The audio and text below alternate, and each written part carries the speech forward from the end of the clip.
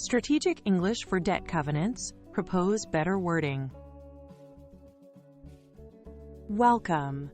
Today we'll sharpen how you draft and negotiate loan covenants with crisp, workable English. The goal is simple. Clarify obligations and limits so both sides know exactly what must happen and what is off limits.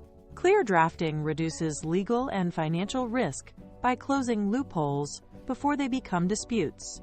Strong covenants also balance lender protection with borrower flexibility, preserving credit quality without choking operations. Throughout, use precise, neutral English. Avoid emotional verbs, vague adverbs, and jargon. Think measurable triggers, defined terms, and dated deadlines. When language is clean, your deal runs smoother and your negotiations stay professional. When suggesting edits, open with purpose, not friction. Try to align with operations or to reflect our reporting cadence so readers know the intent. Use softeners like "we propose," "could we consider," or "open to alternatives" to keep the tone collaborative. Offer the rationale before the wording. Explain the operational reality or risk, then show the text. This signals cooperation, not confrontation. Example: to align with our month-end close, could we consider moving the delivery date to business day 20? This preserves transparency while fitting actual workflows. Purpose-led framing gets faster, friendlier yeses. Use a predictable, professional structure. First, state the issue. What specific risk or ambiguity exists? Name the clause and the outcome you're trying to avoid. Second, give your preferred wording, full sentence text ready to paste. Third, include a fallback option that you can live with, showing flexibility. Finally, add a brief justification with impact. Note compliance burden, audit timing, or covenant headroom. Example flow. Issue: quarterly volatility may trigger technical default. Preferred: measure on a trailing 4-quarter basis. Fallback: monthly testing holiday for Q4. Impact: stable testing reduces false defaults without weakening credit. Keep your language calm, specific, and solutions-focused. Handy lines. As an alternative, we suggest to present a clean option without rejecting theirs. For clarity, could we revise to when the goal is precision, not leniency? To preserve intent while allowing. To show you respect the risk while enabling operations. Operationally feasible if we, when you need to anchor the change in real processes. Combine them. To preserve intent while allowing quarter-end variability. As an alternative, we suggest testing on a trailing 4-quarter basis. For clarity, could we revise to specify business days? Courteous wording reduces friction. Know the hotspots. Lenders watch financial ratios like leverage and interest coverage, define them precisely, and lock sources. GAAP, IFRS.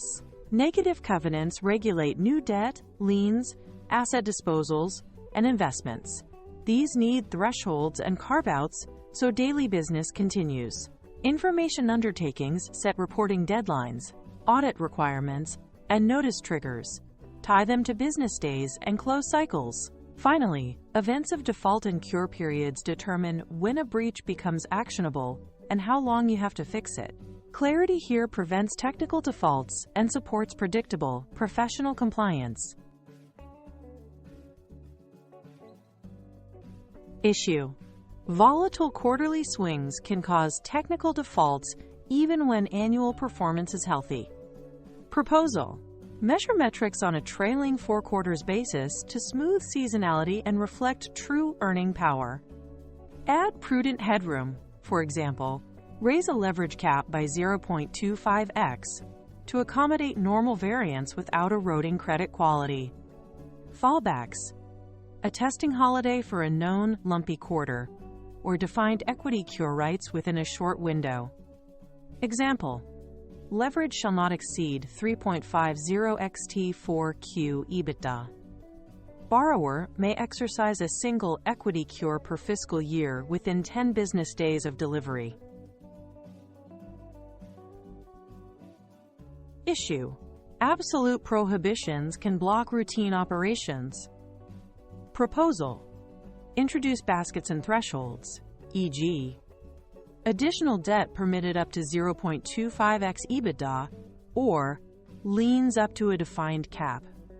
Insert ordinary course carve-outs for standard trade payables, equipment leases, or intercompany cash sweeps. Where control is needed, add consent with a standard. Consent not to be unreasonably withheld, conditioned, or delayed. Example: asset sales permitted in the ordinary course up to 5% of total assets per fiscal year, proceeds to be reinvested or used for prepayment. These tools protect lenders while keeping business moving. Lead with purpose, not pushback. Show how changes align with operations and preserve risk controls. Offer 2 versions and a reason, a preferred text and a fallback, plus a short impact note. Use precise, neutral verbs and numbers. Define ratios, set caps, and specify business days. Then invite collaboration. Happy to share red lines or walk through options on a short call. This close turns negotiation into problem solving. Your checklist: purpose first, issue stated, proposed wording, fallback, brief impact, and a clear next step. Keep it courteous, exact, and easy to approve.